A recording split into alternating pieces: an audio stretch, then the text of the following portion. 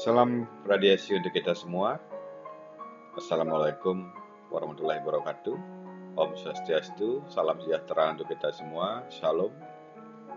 Pada kesempatan ini, saya akan mencoba menjelaskan kembali mengenai CT scan pituitary gland atau fossa pituitary. Kita langsung saja mulai.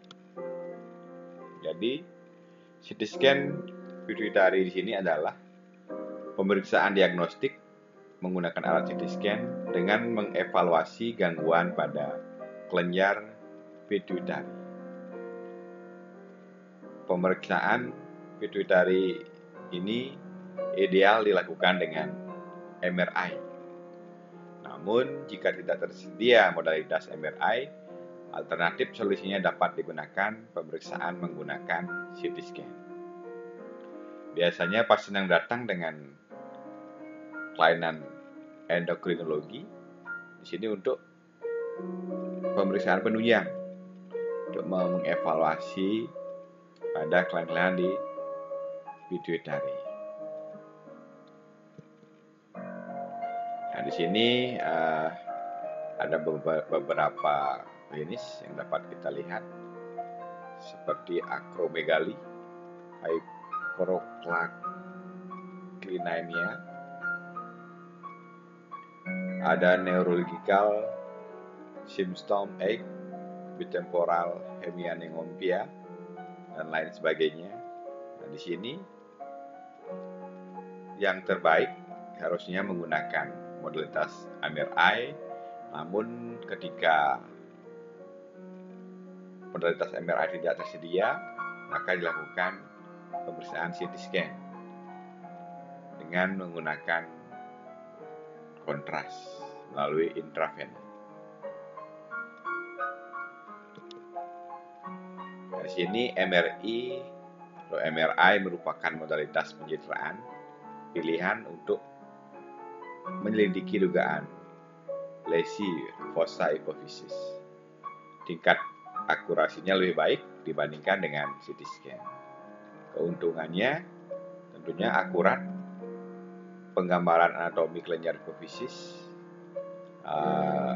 infundibulum dan siam optik, kemudian gua sinus dan struktur vaskulernya dapat terlihat dengan jelas, membantu membedakan daerah lemak, perdarahan, dan sistik dari jaringan tumor.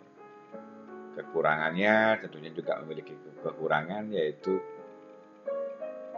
ketersediaannya terbatas dan dengan biaya yang lebih tinggi dari pemeriksaan modalitas menggunakan CT scan. Nah, untuk komputer tomografi, di sini ada coronal CT dengan kontras intravena dan irisan tipis merupakan modalitas pencitraan pilihan jika MRI tidak tersedia atau kontraindikasi. Bukan hanya koronal, potongan aksial juga sangat berperan penting dalam pemeriksaan CT scan pituitary di sini. Penggambaran erosi tulang lebih bagus daripada MRI. Keuntungan dari CT scan di sini relatif lebih murah dan tersedia luas. Kekurangannya paparan radiasi pingion. Jadi pasiennya terpapar radiasi. Tentunya untuk struktur tulang, CT scan lebih baik jika dibandingkan dengan MRI. Nah, ini pasien posisi untuk topogramnya di sini aksial, potongan aksial menggunakan topogram lateral. Ini examinationnya axial brain, axial sinus, facial bone, orbit, temporal bone, dan lain sebagainya. Kemudian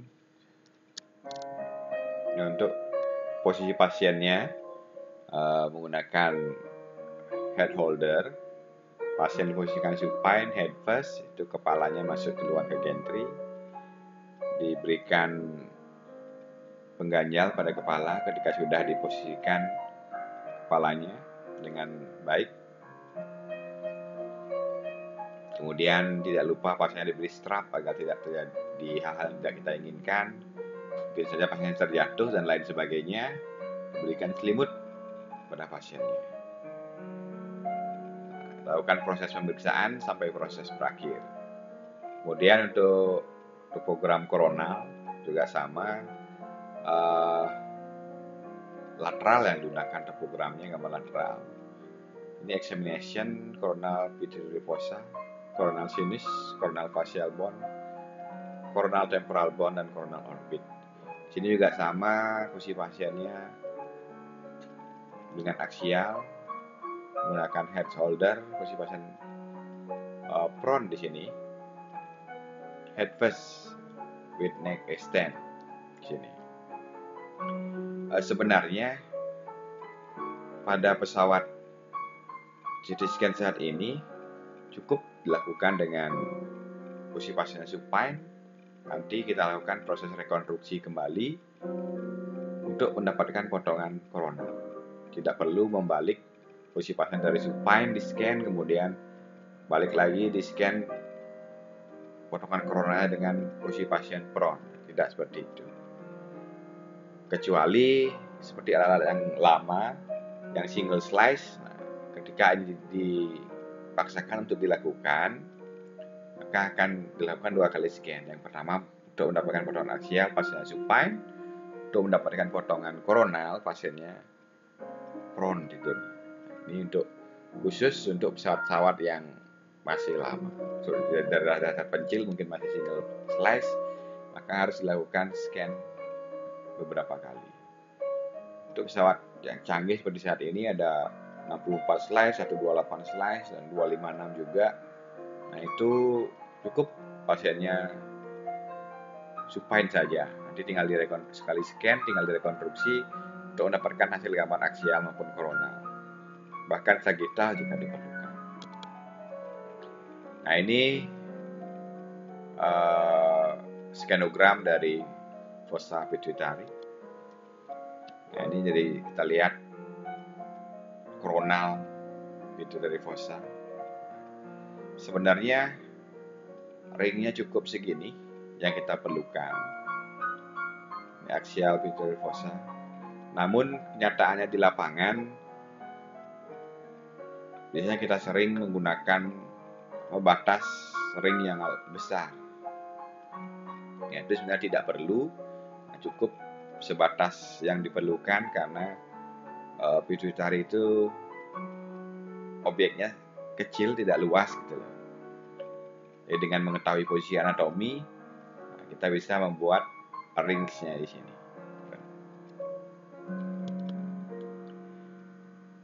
Untuk skenogram teknik, biasanya pencitraan fossa epiphysis dimulai dengan pemindaian otak non kontras normal. Kemudian jika dicurigai ada sesuatu yang memerlukan bahan kontras, dapat lakukan penyuntikan kontras dan melakukan scanning dengan kontras. Pemindaian koronal dilakukan setelah injeksi daya media kontras melalui intravena. Scan fossa epiphysis harus dilakukan pada fase arteri. Akuisisi pemindaian harus dimulai 20 detik setelah dimulainya injeksi. Kontras IV-nya 50 mili, pemasukannya 2 mili per detik kurang lebih. Untuk pitch-nya 1 digunakan untuk sedikit meningkatkan kualitas gambar. Setelah pemindaian koronal selesai, pemindaian aksial parameter serupa dilakukan.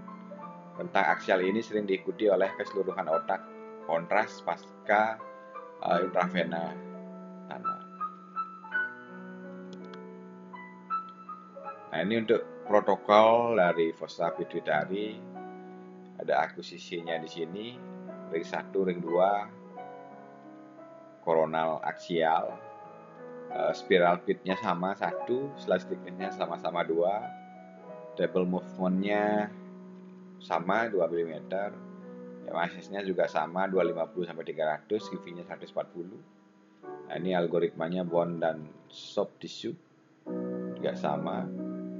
Rotation time-nya juga sama 0,75 sampai 1,5 second menggunakan EV kontras.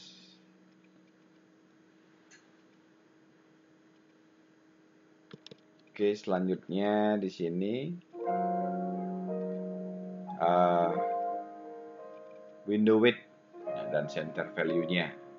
Dapat kita lihat windownya ada bond ring 1 dan 2, soft tissue ring 1 dan 2, weight-nya di sini 2000 sampai 4000. Dengan soft tissue ring 1 dan 2 90 sampai 200, centernya untuk bond ring 1 dan 2 300 sampai 1000. Untuk soft tissue-nya 30 sampai 40. Untuk memperjelas, kita akan simak simulasi pemeriksaan CT scan pituitari. Kita saksikan videonya bersama-sama. Oke, seperti biasa kita masuk ke examination dulu, registrasi pasien, pilih pemeriksaan. Oke, muncul parameter-parameter ini. Yang pertama kita lakukan adalah melakukan proses scanning, yaitu membuat topogramnya. Nah, ini bisa diatur di sini. Slice-nya yang digunakan berapa mili. Artinya protokol parameter yang sudah ada di pesawat CT scan-nya bisa kita manipulasi lagi atau kita rubah-rubah sesuai dengan kebutuhan. Oke, setelah pasien diatur dengan baik, lakukan proses pembuatan topogram di sini. Nah, oke, seperti yang saya jelaskan tadi, sebenarnya ini untuk luas kolimasinya tidak harus besar seperti ini, cukup pada daerah yang kita yakini pituitari. Pituitari. Ini lakukan scan tanpa kontras.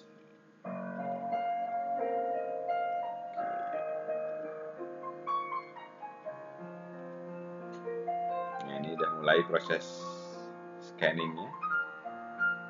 Potongan aksial ya.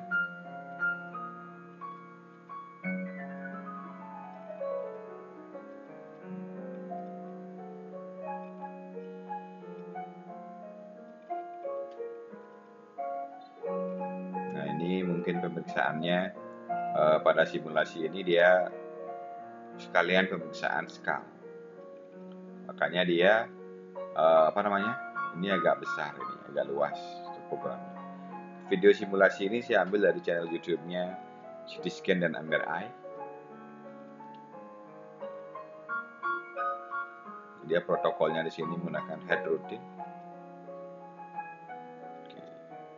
Ketika ini selesai, ketika dicurigai ada sesuatu, entah itu massa, tumor dan lain sebagainya, maka dilakukan pemeriksaan dengan menggunakan kontras media.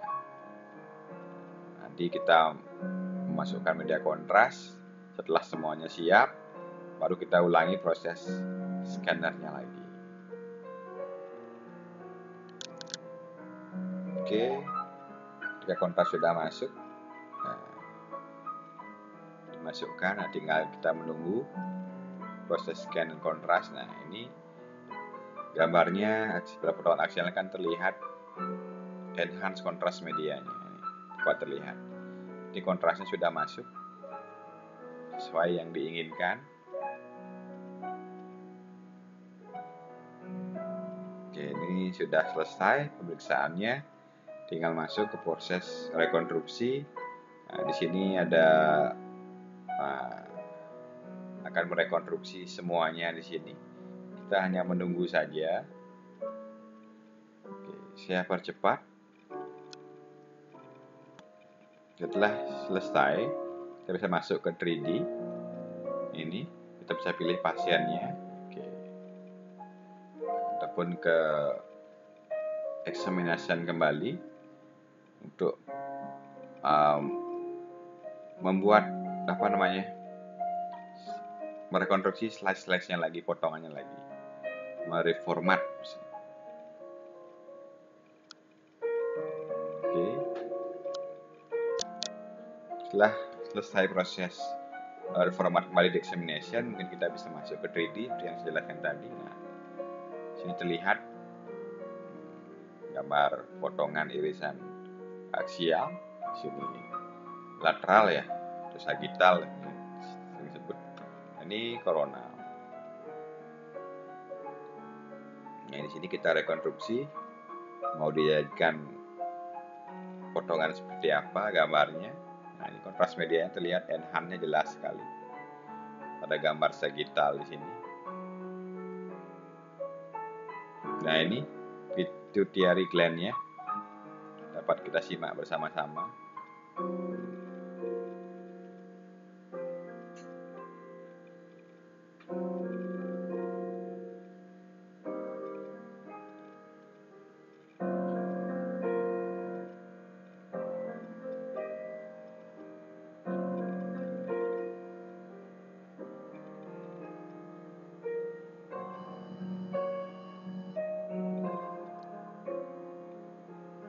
Oke, kita lihat kembali gambarnya.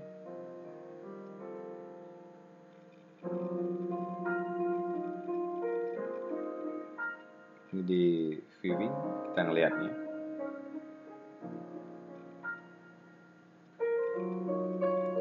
Nah, ini proses dari pemeriksaan pituitary gland.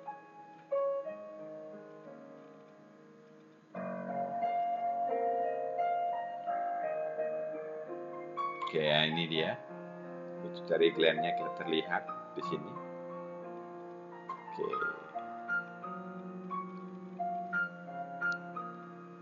Oke, sekian dan terima kasih. Semoga bermanfaat. Salam radiasi untuk kita semua. Terima kasih.